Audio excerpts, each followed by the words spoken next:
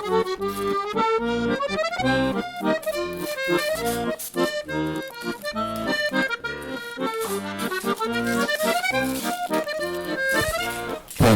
dia a todos. Vocês estão aí ainda? Bom dia a todos. Oh, agora está melhor, né? Vamos acordar. Hoje é sexta-feira, final de semana, né? Bom, mas antes de mais nada, eu vou me apresentar. Eu me chamo Thales Figueiredo. Hoje estou trabalhando no Grupo Vicunha, mas já fui parceiro do Alex e do Rogério na Santista. Trabalhei 6 anos na Santista, depois saí, fui para Santana. Ajudei a montar a fiação aqui, convencional aqui de Rondonópolis. Fiquei 3 anos aqui no Mato Grosso. Depois fui convidado aí para assumir a gerência de uma fábrica, de uma planta na Vicunha, e fui lá para Fortaleza e lá estou.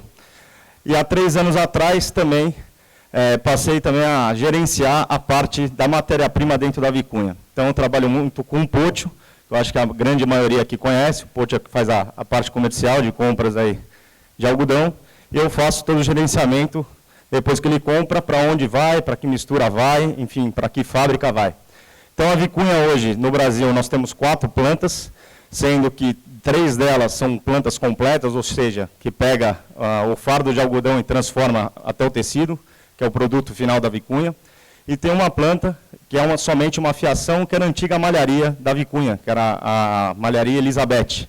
A malharia foi vendida, o negócio da Vicunha foi vendida, e dessa malharia ficou só a fiação, que é a fábrica que hoje eu também administro aí, na parte industrial, essa fiação. Essa fiação hoje faz fio, faz aí 2.000 toneladas de fio para todas as outras 3 plantas dentro do Brasil, sendo 2 em Fortaleza, uma em Maracanaú, a outra em Pacajus, e a outra planta nossa, que é a planta do Brim, que a gente faz o tecido colorido, que fica em Natal, né? A Vicunha também tem outras 2 plantas fora do Brasil, tem uma planta no Equador e uma planta também na Argentina. Tem escritórios comerciais no Peru, na Europa, enfim, hoje praticamente a gente está atingindo quase não, em totalidade no mundo inteiro, né? Bom, então vamos lá. Inicialmente, quando o Rogério me convidou, juntamente com o Sérgio, né, foi para falar um pouco dos problemas, do que a indústria têxtil sente, né, com o algodão, e eu vou estar até sendo um pouco repetitivo aqui, porque o próprio Alex, da Karsten já falou também, né, dos problemas, a gente vai ver que mais ou menos são as mesmas coisas, né? Então, o que a gente está sentindo hoje dentro da Vicunha? Basicamente, é um aumento de fibras curtas no processo, né? O problema de caramelização, aqui eu não vou falar sobre o que causa a caramelização, porque eu acho que todo mundo aqui já está careca de saber, mas o problema da caramelização é como medir isso, né? A gente não tem uma norma estabelecida para medir isso, como também não temos uma norma para falar sobre contaminação. Fica uma coisa muito subjetiva. O classificador vai lá fazer o TCAP, ele vê a amostra e vê uma contaminação. O que pode condenar o algodão e o que não é, o que não vai condenar o algodão? O que é uma contaminação leve, o que é uma contaminação nível 1, nível 2, né? Então é uma coisa difícil da gente poder lidar com isso. Isso é ruim tanto para nós da indústria como para vocês também que estão na ponta da cadeia, né? Então, fala primeiro das fibras curtas, o histórico dos últimos anos na Vicunha, né, quais as influências no processo produtivo, e aí fica a pergunta como que a gente pode evitar e amenizar esse problema no algodão, né? Então, aqui rapidamente, é um percentual que eu levantei, de 2010 a 2015. Esse percentual, na verdade, ele é um percentual medido no HVI, que não é o aparelho mais apropriado para se medir fibra curta. O aparelho mais apropriado aí seria o AFES, né? Mas eu não tinha os dados do AFES, mas pelos dados do HVI, ele já demonstra isso. Se a gente for medir um AFES, a gente vê essa mesma curva, essa mesma elevação, né? Saindo aqui de 8 aqui, em 2010, chegando a 9,6 lá, agora em 2015, né?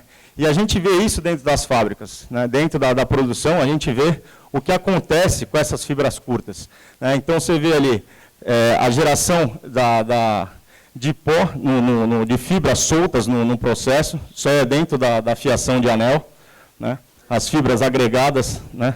Suja mais o maquinário. A surjeira na flauta, onde está a formação do fio, aqui embaixo da máquina, né, do filatório. Um rolamento no cilindro, um cilindro canelado, né, na entrada do filatório, né, onde vai ser formado o fio. Outra foto com bastante sujeira, né. E aí, um outro ponto também, né, a minha esposa, né, é uma consumidora, minha esposa não é técnica que nem eu. E aí, muitas vezes, ela pergunta assim para mim, pô, como é por que a gente compra um tecido que a gente pega ele, em pouco tempo você esfrega e causa uma bolinha, ou sai o pelo. Como ele mesmo falou, você compra uma toalha, chega em casa, olha no chão, está cheio de fibra no chão. Né? Essa bendita dessa fibra curta aqui. Né? Essa fibra curta também, ela vai causar um outro problema, não só na fiação. Quando a gente está fazendo o tecido, no próprio tecido ele muda, ele chega até a mudar o peso médio do tecido. Por quê? Porque essa fibra curta, ela vai se desprendendo ao longo do processo, não só da fiação. Lá no acabamento também, ela vai sujando máquina. Né? Aqui são as caixas de impregnação de lavagem. Olha como que está a sujeira dessas caixas, né? Impregnação. Né? E isso aqui vai afetar, na verdade, vai afetar o meu produto final. Né? Ele, conforme eu já disse, ele chega até a mudar o peso do nosso artigo. Né? Bom, falando um pouquinho de canalização, aí, de pegajosidade, né? Como medir isso? Que eu já tinha adiantado, como padronizar regras e critérios. Não existe uma norma para isso, eu acho que a gente tinha que ter uma norma para isso, e os efeitos na fiação. Então você vê, alguns métodos que o pessoal mais usa aí no mercado, é o método de estufa, né, o método do ferro, a aplicação do IDA, né, que é um produto químico que você aplica direto na amostra e ele muda de cor, em alguns segundos. E o de mais moderno, posso assim dizer, é o aparelho H2SD, que é o Thermodetector. Me parece que já tem 2 no país, a Santista tem 1. Né? Só que também não existe uma norma. Então, você detectar isso e cobrar fica uma coisa muito subjetiva. Quando a gente pega um contrato de algodão, a gente sempre vê lá as características intrínsecas que tem que ter, e a gente sempre põe lá, algodão sem pegajosidade. E como é que a gente mede essa pegajosidade? A gente, hoje, na verdade, na indústria, a gente faz uma amostragem, que nem sempre é uma amostragem correta, uma amostragem representativa, porque aí já está um erro também. Quando a gente vai pegar a amostra, a gente tem que saber como medir isso, né? Tem que ter uma representatividade. E medir, quando você mede, muitas vezes você detecta, o algodão já está dentro de casa. E aí você fala, bom, como é que eu vou usar esse algodão? Eu sei que se eu entrar com um percentual alto dentro da mistura, eu vou causar problema na fiação. Já foi falado aqui, já foi demonstrado. Ele começa a enrolar nos cilindros, a fiação não anda, aí começa uma loucura dentro da produção, porque é a gente querendo mexer na climatização, que a climatização tem influência no processo de fiação. Né? Tem gente que vai querer alterar a umidade, a temperatura da sala para amenizar um problema que não está na climatização. Você acaba mexendo em coisas que não é para mexer, para tentar resolver esse tipo de problema. Né? Então, é um alerta que eu chamo aí a atenção, né, sobre como medir isso e como que a gente padroniza essa medição. Né? Bom, então eu já falei o mau andamento das cargas de todas as máquinas em geral, né, os efeitos na fiação, enrolamento no cilindro de borracha, passadores, maçaroqueira, filatório, aumento das rupturas, né, perda de qualidade e aumento dos custos de produção. Era um vídeo onde mostrava o rolinho de borracha aqui acumulando essa fibra conforme ele vai produzindo, né, os efeitos que isso causa dentro da fiação. Bom, e por fim, né, contaminação de caule, capim e picão, que também já foi falado aqui, e os efeitos disso, né, no processo produtivo. Então, também mau andamento de cargas de todo o maquinário, maior desperdício, porque quando você detecta um algodão mais sujo, um algodão contaminado, você vai querer tirar isso no processo, e muitas vezes você não tira isso, e você querendo tirar, você acaba eliminando mais fibras boas também na própria carga, então você tem um menor aproveitamento do seu algodão, você tem uma diminuição da resistência e um aumento de ruptura no fio, né? E uma formação de cavalos no tingimento. O que é essa formação de cavalos? Quando você tem muito problema de contaminação de caule no fio, né, que isso passa para o fio, ele acaba ocupando um espaço que deveria ser da fibra. E aí o que acontece? Quando você vai tingir o fio, por exemplo, no processo de denim, que você tinge o fio de urdume, antes de você tingir a fibra, você dá um banho de soda cáustica, que você vai preparar a fibra para receber o corante, o tingimento. E na hora que você passa nessa soda, o que acontece? Esse caule, ele come. O espaço que fica ali, ele fica vazio. O que vai acontecer? Ele vai gerar um ponto fino no fio. Ele vai romper. Quando ele rompe, ele enrola nos cilindros dentro da máquina de tingimento.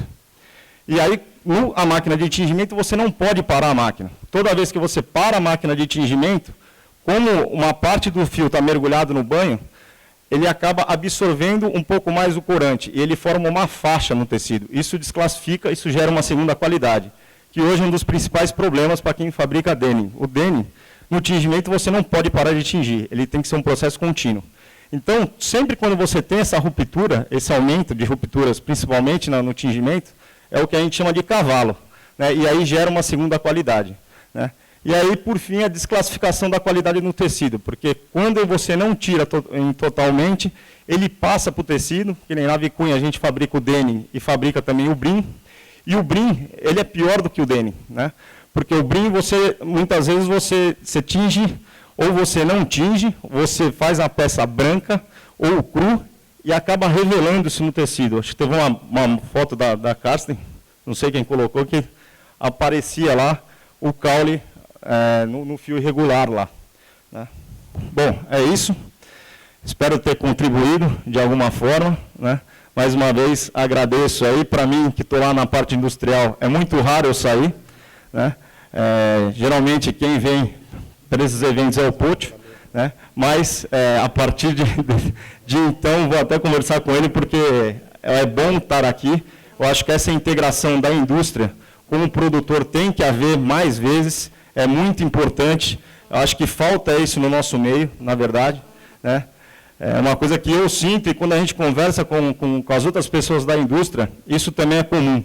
O pessoal lá do produtor, ele está muito longe da fábrica, e a fábrica está muito longe do produtor. Tá? Mas é isso. Muito obrigado.